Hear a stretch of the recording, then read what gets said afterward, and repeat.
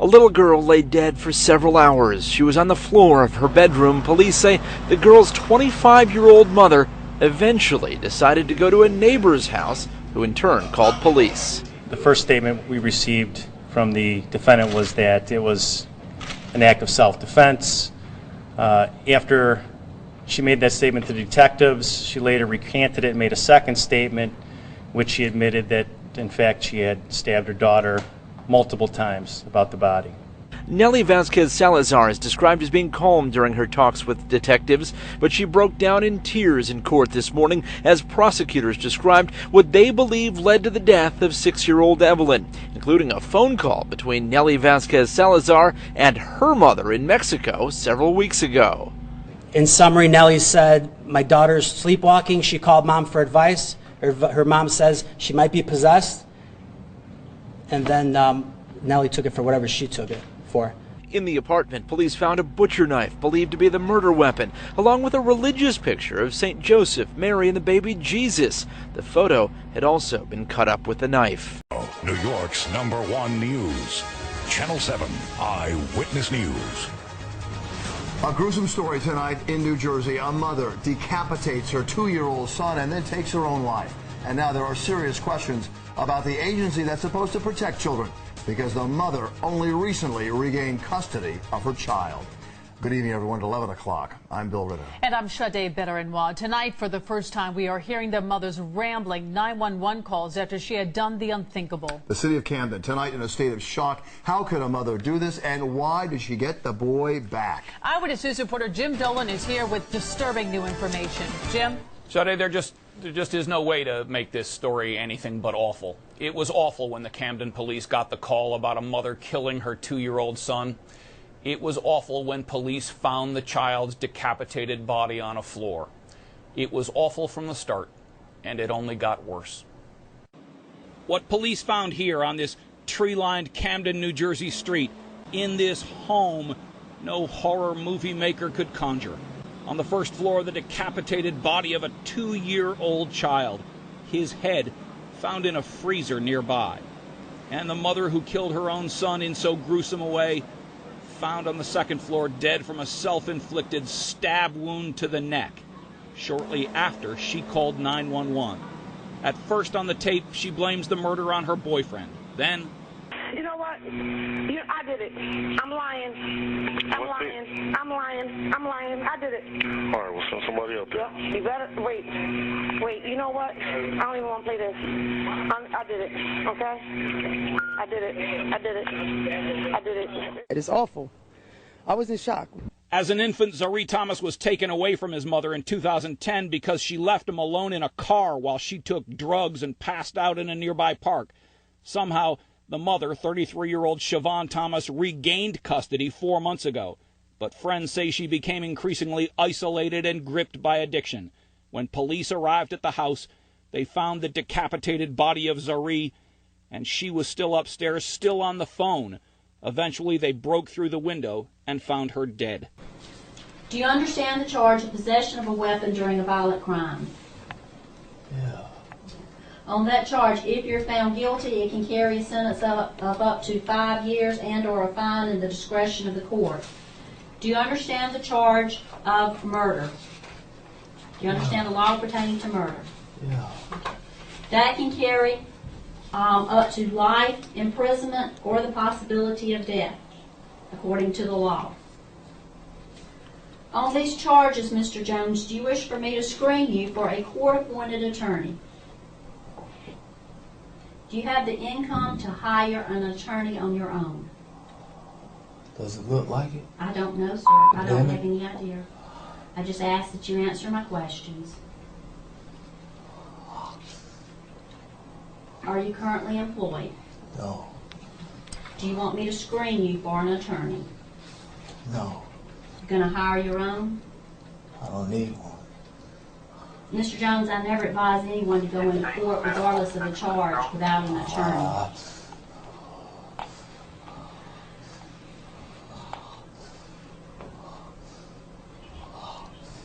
Do you want to be screened for an attorney? I don't care. Mr. Jones. You state at this time you are currently unemployed. I am going to pre-qualify you for a court-appointed attorney. Someone from the Mr. Jones, someone from the Public Defender's Office will come over and speak with you about your case. Now, on the charges of possession of a weapon during a violent crime. Standoff in Midwest City involving a Dallas man, a 2-year-old, and Midwest City police. Search warrants just released today show the man made some bizarre statements during that standoff and also kept a notebook full of religious writings. News 9 crime tracker Adriani Vashinsky joins us live in the newsroom with our top story. Well, Amanda, this search warrant was just filed this afternoon and details what happened during the hostage situation. It also lays out what police found at the suspect's apartment in Midwest City. This is where Midwest City police say 37-year-old Sammy Lamont Wallace lived since January 16th of this year. Apartment 3 at the Parkview Apartments, located near Reno and Midwest Boulevard. I really can't believe he lived here. The search warrant states police seized both a 3-ring binder and a spiral notebook filled with religious writings inside the apartment. They also seized the suspect's OG&E bill, a bank statement, and took photos of the scene. Court records show Wallace was from the Dallas, Texas area and was a wanted felon.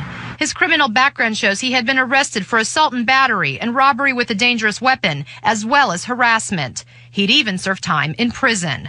Police say on Monday, Wallace entered this Walmart neighborhood market less than a mile away from his apartment and held a 2-year-old girl hostage, threatening her life with a knife.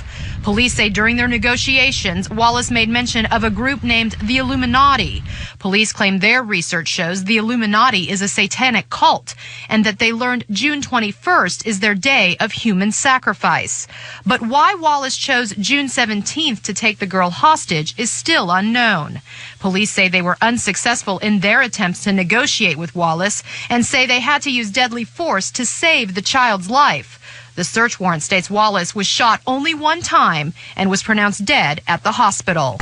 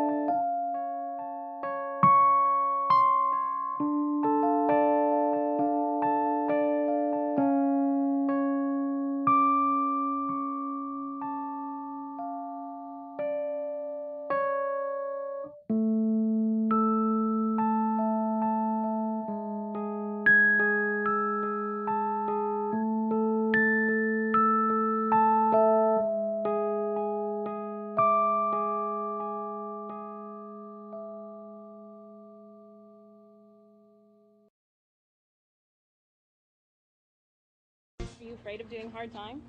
Yes, ma'am. What are you most afraid of? Afraid of change. After 2 days of hotel hopping, Port Arthur police found the man who's been on the run. Tips from the public helped investigators catch Tran.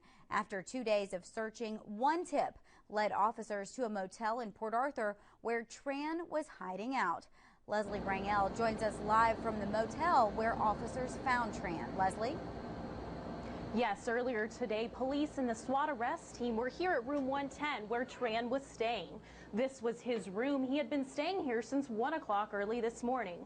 Police were looking for a gun but found only money. Earlier today, police say that Tran was hopping hotels and apartments. This is video the Port Arthur Police Department took at the Driftwood Inn. It's a 3700 block of Memorial. Police investigators waited in an unmarked car while negotiators called the phone in room 110. The negotiator called the room 4 times, but no one answered. When the door cracked open, police officers saw that it was Tran and they arrested him, took him into custody, where after KFDM questioned him, he had mixed emotions, saying he was sorry, but had a smile on his face. Just whatever happened. That's what destiny is. Why did you do it?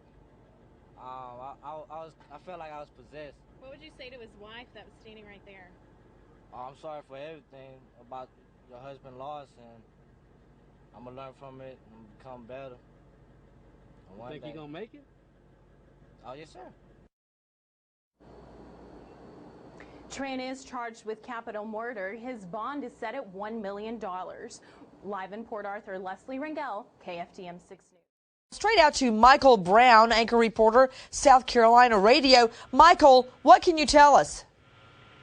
Well, as you just heard, the mother, Amber Brackey, 19-year-old mother, she was arrested on January 14th, but she was denied bond. And the reason why she was denied bond is because they're saying she's at flight risk because she said she was going to Florida to see her mother.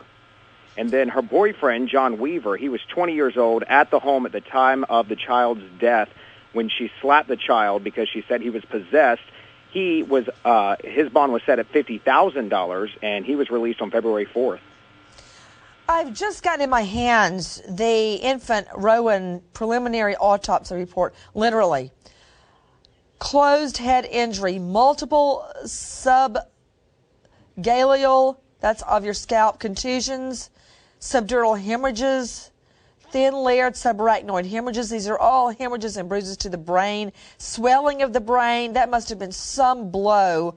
Optic nerve sheath hemorrhage, which means the baby was shaken and the eyes go back, the orbs go back and forth with the pressure of the shaking and actually rupture the baby's eyes as part of the shaken baby syndrome.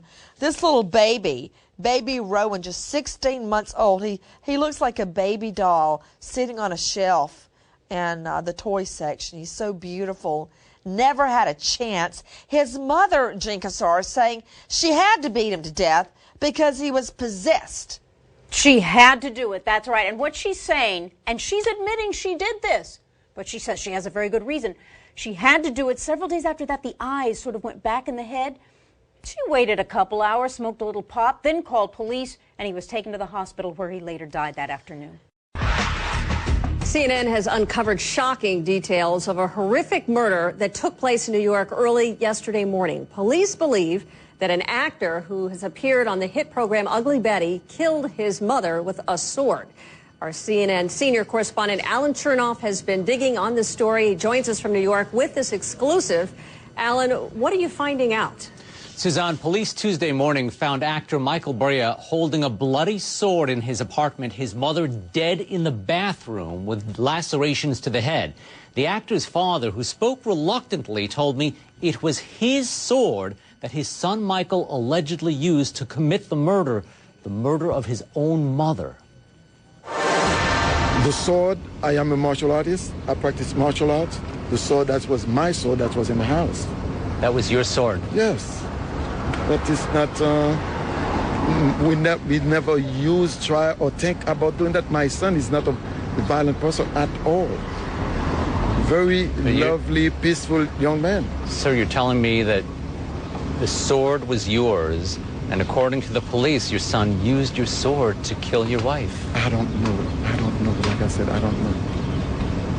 I wasn't there. I don't know. When you say you don't know, do you doubt what happened? I wasn't there. I was not in the house. I wasn't there. But you know your son has been arrested. He's been charged with killing your wife. Monday night, Marcel Bria says his son Michael, an actor who had appeared on the show Ugly Betty, attended a Freemasons meeting at this Masonic lodge in Harlem. Michael called his father just before 11 p.m., complaining of a headache. Marcel, who is also a Mason and lived apart from his ex-wife and children, told his son to relax.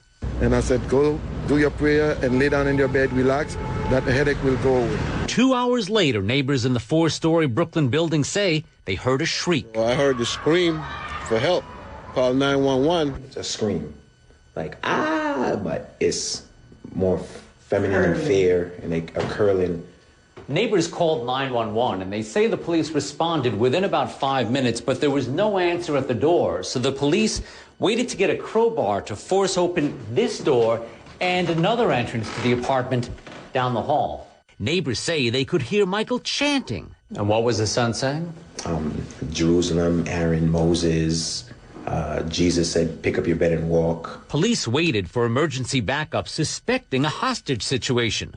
Eventually, they broke down the bathroom door, discovering Yannick Bria dead, lacerations across her head that police say were inflicted with the sword. Yannick's son, Michael, police say, was sitting on a bed holding the sword. Marcel refuses to believe it, saying his ex-wife and son loved each other deeply. I don't believe that my son killed his mother. That wasn't my son. That will not. It's not the son that I know.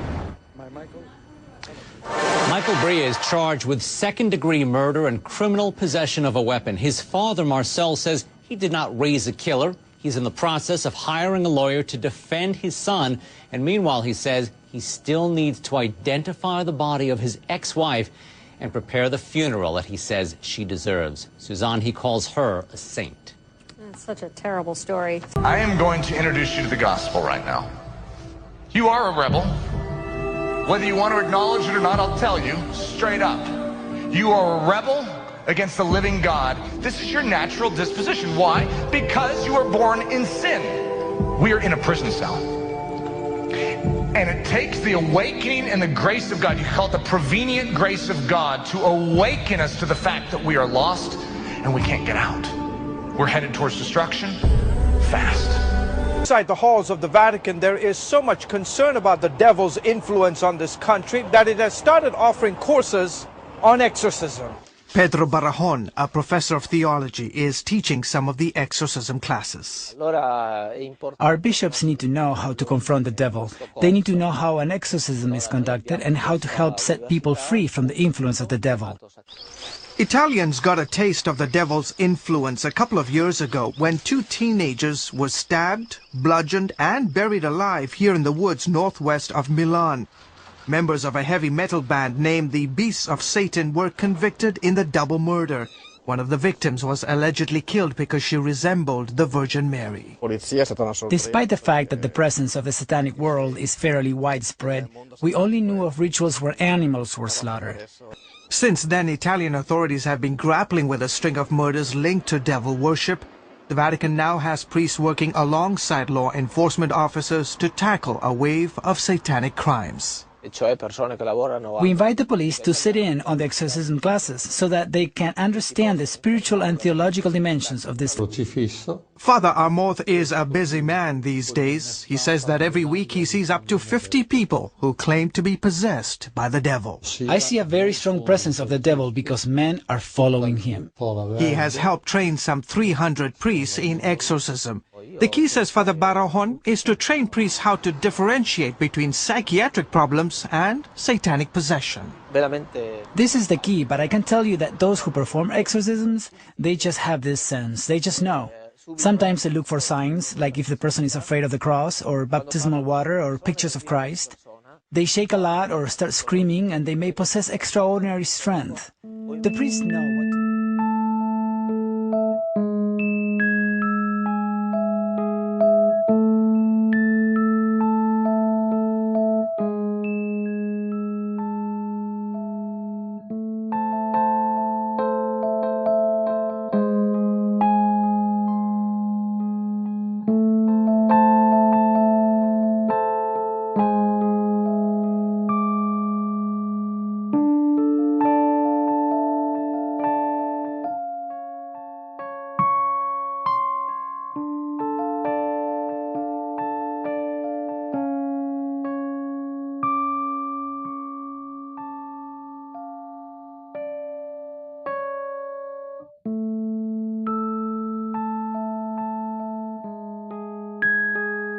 I'm really very, very upset about that baby. Oh, God. I don't understand how she could do a thing like this. That's what police want to know, too. They were called out to this home off Wayside near Vance Jackson around 5 this morning, and when they got here, the officers contacted the suspect who was sitting on the couch and was actually screaming that she killed her baby. The officers took her into custody. you can hear Audie Sanchez yelling she wants her baby. I'm told a steak knife was used to decapitate the 3.5-week-old child. His body was mutilated and partially cannibalized by his 33-year-old mother. When I heard about the baby, I cried. It's all, and I was very, very, very upset. And oh gosh, you should have seen the commotion. Sources tell me Sanchez was hearing voices and acted on them while watching her newborn. The little boy's aunt and grandmother were also in the house, along with 2 other small children. The baby was found in one of the rooms. The baby had exchanged hands. Somebody had taken the baby from the suspect and had called 911. An Ohio mother accused of putting her 1-month-old daughter in a microwave and then turning it on will plead not guilty to charges of aggravated murder. 26-year-old China Arnold appeared in court today via video link. She looked tired and at times sobbed openly. The coroner's office in Dayton says little Paris Talley died of hyperthermia, or high body temperature. It's believed the child was likely heated in a microwave before her death last year. The suspect's bail has been set at $1 million.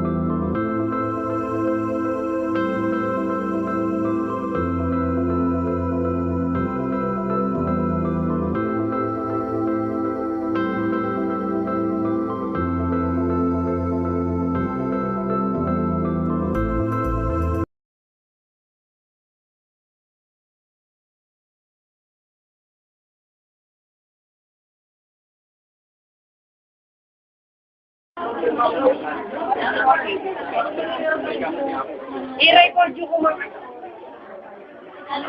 Kasi makapagsilang ko bakal nyo ba eh.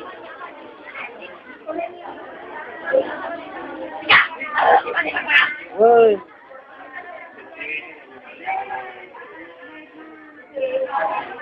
Ako'y maniyo lang ba yung kinalalagan?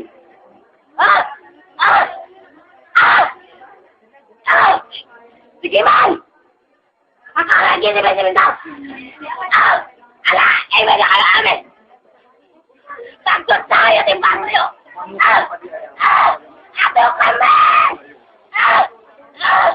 It is what kami, man! Hindi ko na yun alam mo! It is what kami!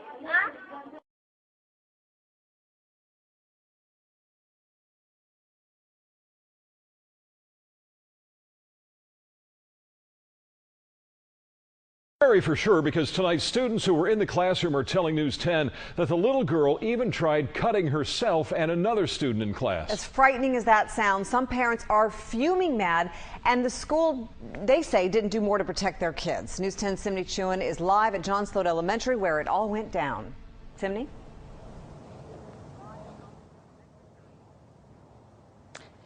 This is a letter that went home with kids today about what happened. It tries to reassure parents and tells them that there were no weapons or dangerous objects involved. But one parent calls that an outright lie. And tonight we talk with kids who were in the classroom at the time, and they give us an eyewitness account of what happened.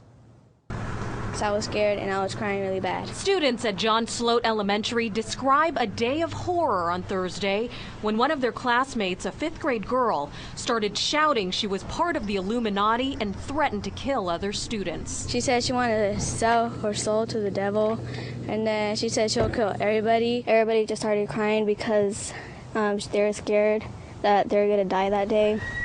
At one point, students say she grabbed a pair of scissors. Yeah, I see her trying to cut herself and put and like draw blood, but then she got up and tried to stab another girl that was a seat away from her. Students say she also drew Illuminati symbols like this one and wrote 666 in the bathroom. Students say her outburst went on for at least an hour, with the teacher only telling them to ignore the girl. He thought she was just trying to get attention. When they told the teacher about what was going on, Antonio Farinas contacted News 10 because he thinks the school should have notified him immediately. to not be notified about it all day until 6:30 at night last night, that was real upsetting, because when I picked up my kids from school, they were in tears. Some parents we spoke with think the school could have done more to protect the kids in class and should have taken the girl out of class much sooner. With all the stuff that's been going on with schools, what does it take for a child to show you that there's something wrong, for her to actually follow through with what she says she's going to do? They should have stopped it like right away and not let her scare them more, you know?